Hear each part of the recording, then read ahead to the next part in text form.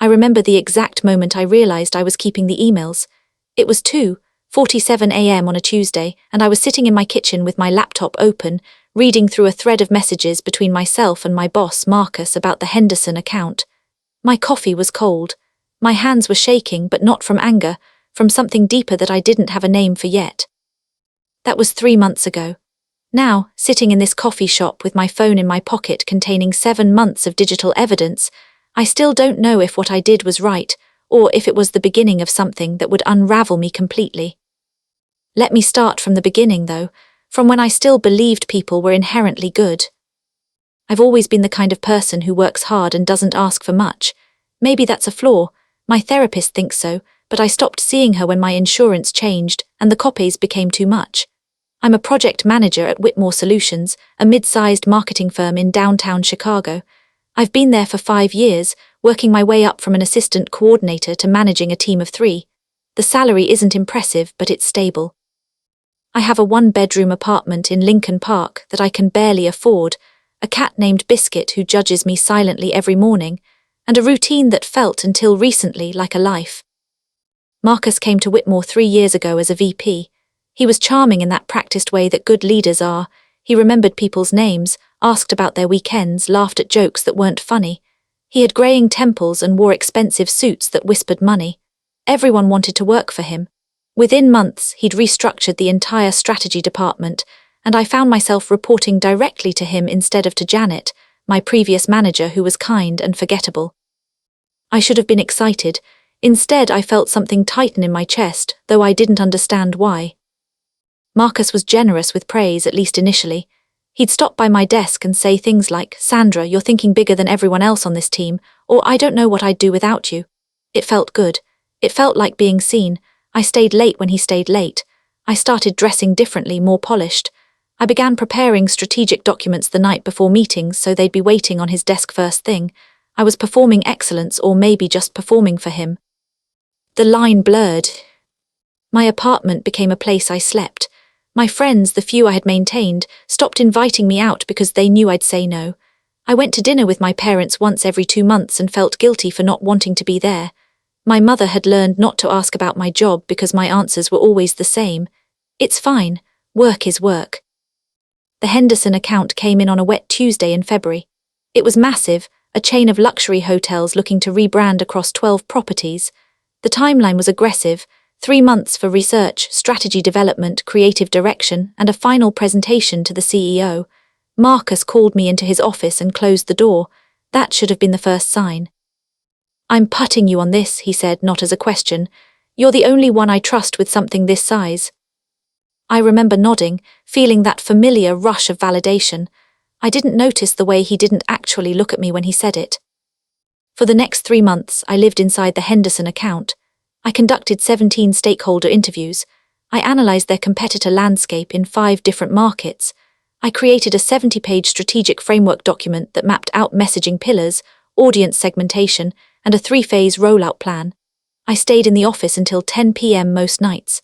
One time, I was so focused that I didn't realize my contact lens had fallen out, and I'd been working one-eyed for 2 hours. Biscuit started to recognize me by my footsteps and didn't bother getting up to greet me anymore. Marcus was involved, sort of. He'd schedule meetings where I'd present my findings and he'd nod thoughtfully, ask clarifying questions, make small adjustments. He was engaged enough to know the material. He was absent enough that I did 95% of the work. But this, I thought at the time, was what partnership looked like. A good leader amplified their team's work. This was my education, my apprenticeship. I wish I could tell you the exact moment everything shifted, but betrayal doesn't work that way. It's not a switch. It's more like water slowly rising. By the time you notice you're drowning, the transition happened weeks ago. The presentation was on a Friday in late May. I'd practiced it obsessively. I wore a navy dress that made me look more authoritative. I brought physical samples of the brand guidelines I'd designed. I walked into the client meeting at 2 p.m. with a leather portfolio and adrenaline coursing through my veins. Marcus opened the presentation. He stood at the front of the conference room with the first slide, my slide, and began walking through the research, not introducing me, not saying my team member Sandra has done phenomenal work here. Just, let me walk you through what we've developed.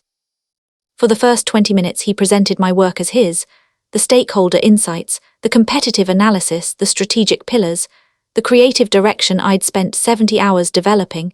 He spoke with such confidence that the client leaned forward, they were engaged, they were impressed, and every compliment was a knife sliding between my ribs.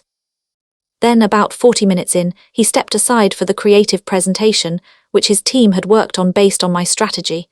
He introduced Kevin, the creative director, by name. Kevin, walk them through the design thinking here. That's when I understood. My research was his, the credit was his, the strategy was his, but the creative team, the visible, presentable part, they got introduced by name.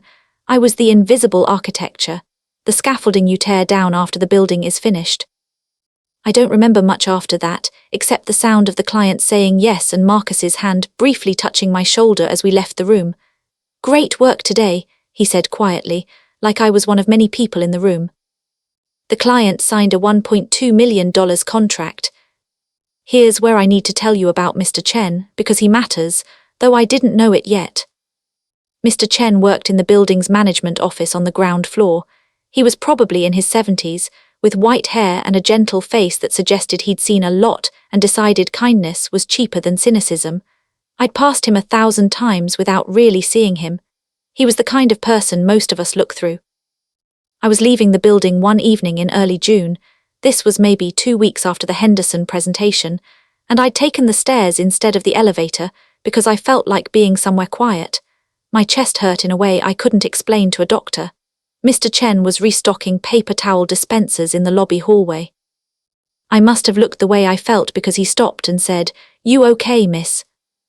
I wasn't, I was unraveling slowly like a sweater with a loose thread, but I said, "Yeah, just tired."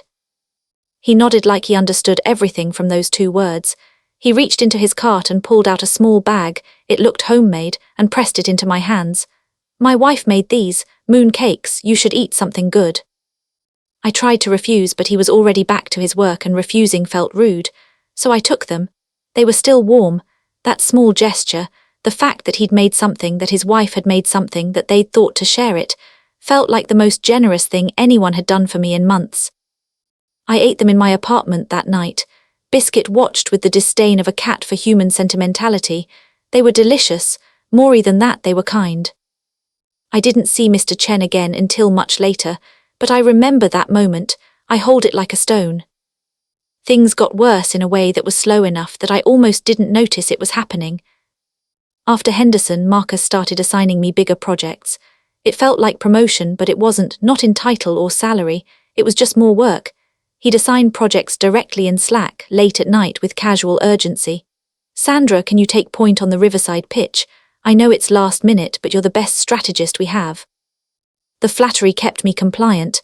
The overwork kept me tired enough not to think too clearly. But something else was happening too. I started noticing that in team meetings, Marcus would present ideas I'd shared with him in private conversations as new thoughts from the group. When I'd occasionally mentioned that I'd suggested something similar, he'd smile and say, "Great minds think alike," in a way that made it sound like I was being paranoid. I showed my work to my friend Rebecca, who worked in a different industry, and she said something that should have shocked me but didn't. "He's extracting your labor and taking the credit. This is textbook." But I didn't want to believe it. I wanted to believe that I was paranoid or ambitious enough to imagine slights that didn't exist, or that I was misunderstanding the nature of professional relationships. I wanted to believe Marcus was good. Believing he was good was easier than believing I'd been systematically undervalued for 3 years. So I started saving things, nothing dramatic, just forwarding emails to myself, taking screenshots of Slack conversations where my ideas were discussed before they became his. I created a folder on my personal laptop called Work. It was a private act of self-protection that felt both paranoid and completely necessary. I didn't plan to use them. I was just making sure that if something happened, I'd have proof it wasn't my imagination. The firing happened on a Thursday in August. It was raining, the kind of rain that makes the whole city feel like a photograph left out in the weather, grey and soft and dissolving. I'd come in early because I always came in early. There was a project pitch due at 4 p.m. that I'd been working on all week. The strategy was solid. The presentation was nearly finished. Marcus called me into his office at 9:15 a.m. This time, Janet was there. Janet, my old manager, the one who'd been pushed out when Marcus restructured. She looked uncomfortable in a way that suggested she'd been told to be there but didn't want to be. There was also someone from HR, a woman I didn't know, with a clipboard and an expression of practiced neutrality. "Sandra, please sit down," Marcus said. He wasn't smiling. I felt something separate from my body. I watched myself sit down. I watched myself place my hands on my lap. I was very still. "We've made the difficult decision to let you go," Marcus said, effective immediately. The HR woman slid a folder across the desk. "We're offering severance," she said. 2 weeks' pay, and your health insurance will be extended through the end of September." I didn't reach for the folder. I was trying to understand what was happening. "Can you tell me why?" Marcus exhaled slowly. "Your performance has declined significantly. The quality of your work hasn't matched the expectations of this role. We've documented several instances of incomplete projects, missed deadlines, and, frankly, a lack of the strategic thinking we hired you for." Every word was a lie, not exaggeration, absolute fiction. I looked at Janet. She wasn't meeting my eyes. "I want to see this documentation," I heard myself say.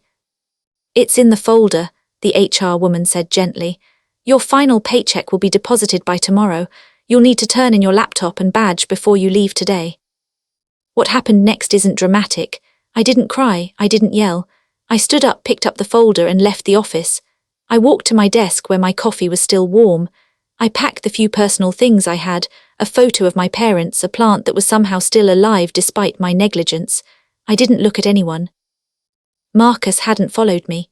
He was back in his office, probably already moving on, already composing the narrative in his head about why this had to happen, why it wasn't his fault, how he'd tried to help me but I wasn't capable. The security guard walked me to my car. I sat in the parking garage for 3 hours without moving. The breakdown came later in private, which is where breakdowns are most honest. I went home and called my mother, which was a mistake because she cried for both of us and kept saying, "How could they?" as if there was a logical answer to human cruelty. I called Rebecca, who came over with wine and rage, neither of which I could handle. I took a leave of absence from existing for about a week. I didn't shower. I didn't change clothes. Biscuit looked at me with something approaching pity.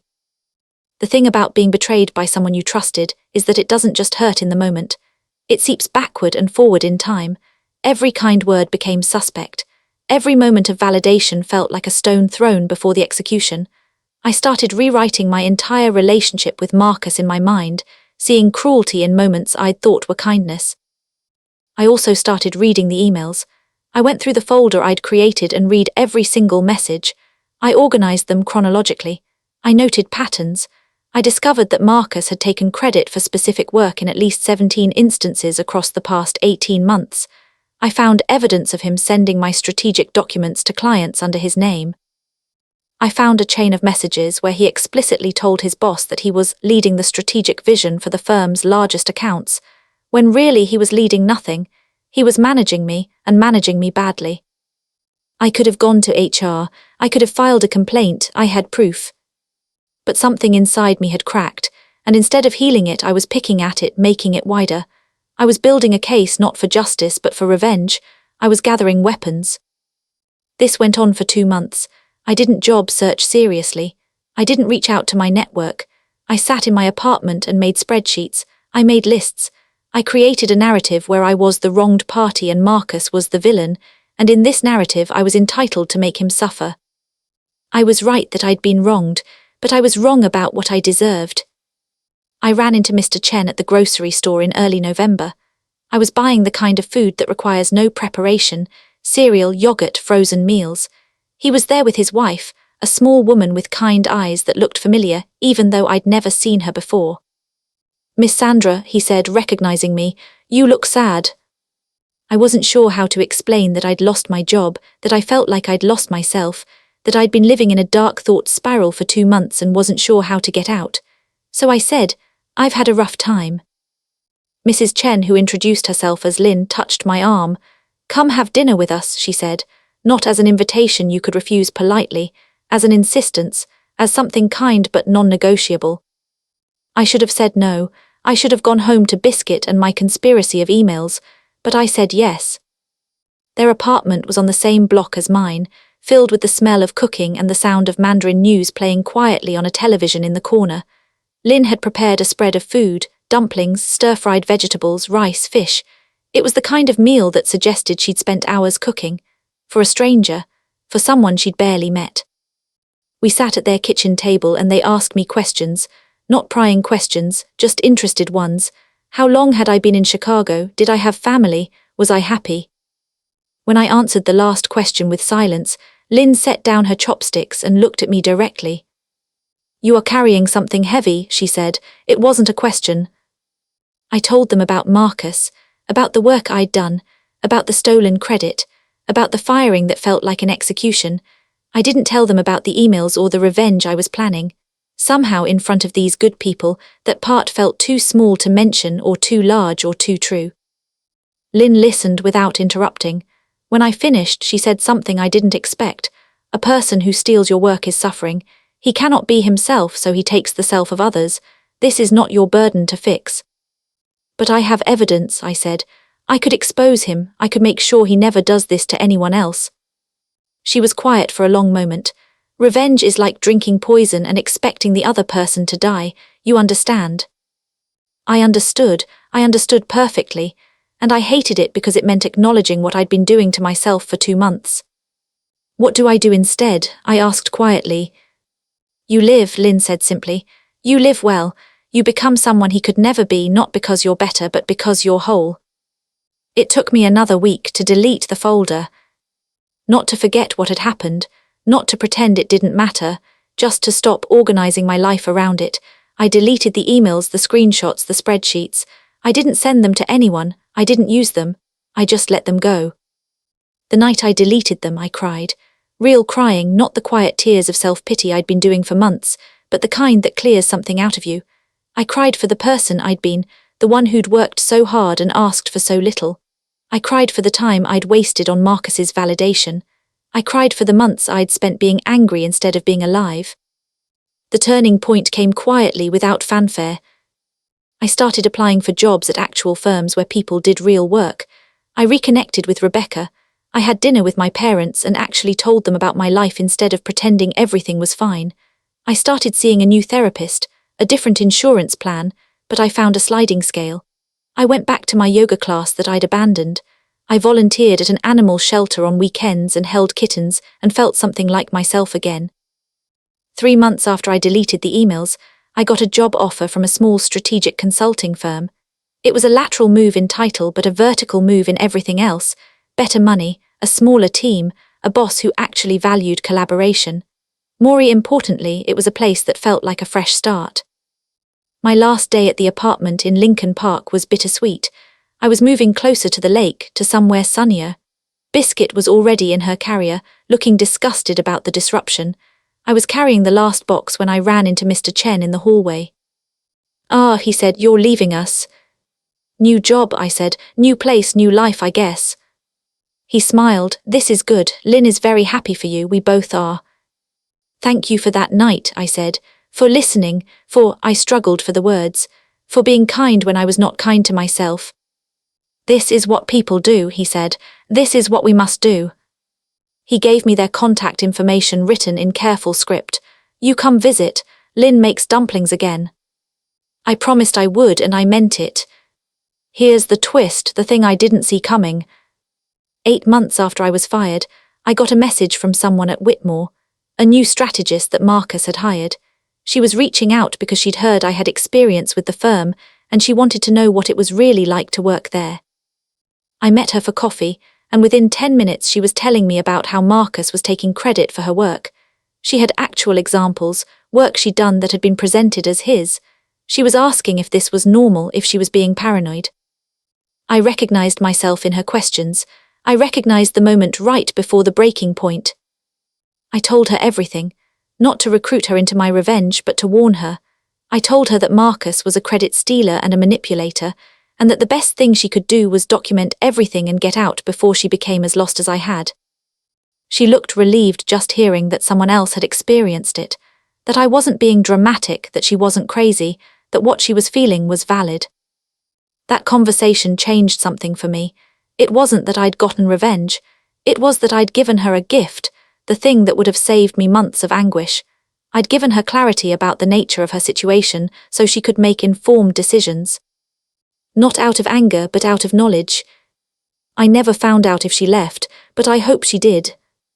A year and a half later, I was doing the work I was meant to do.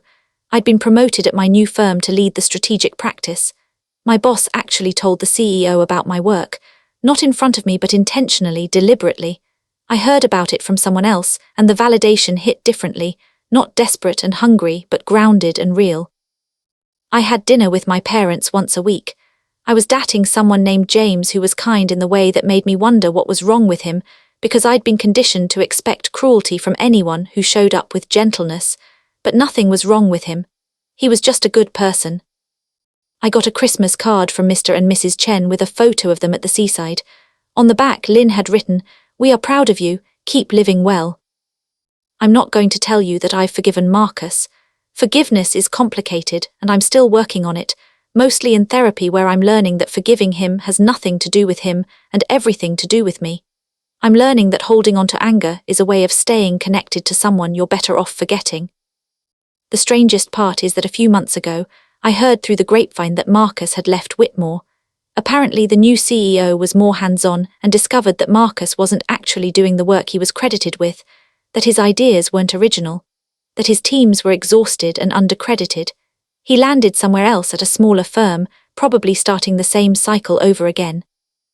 I felt nothing when I heard this, not vindication, not satisfaction, just a kind of quiet understanding that consequences find people eventually, not because we orchestrate them, but because the world has a way of sorting things out. I think about that moment a lot, 2:47 a.m., reading through emails, ready to destroy someone's career with evidence. I think about the person I was and the person I became. The person I became wasn't better because I stayed silent about Marcus's behavior. I became better because I stopped organizing my life around his failures and started building something real. The small act of kindness from Mr. Chen, mooncakes, a dinner invitation, the steady belief that I was capable of healing, that mattered more than any revenge ever could have. Not because revenge doesn't feel good in the moment. It does, but because it doesn't last, and what it leaves behind is a person who's still tethered to their betrayer. Lynn was right.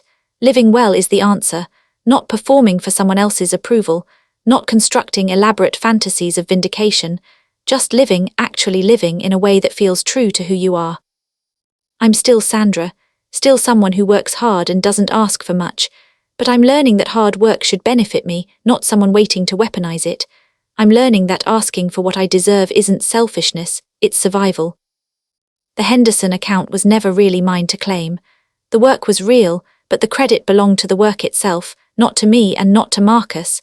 It just existed, beautiful and complete, done once and then released into the world to do its job. Maybe that's all any of us are, work that's already been done, already released, already serving its purpose. The rest is just noise.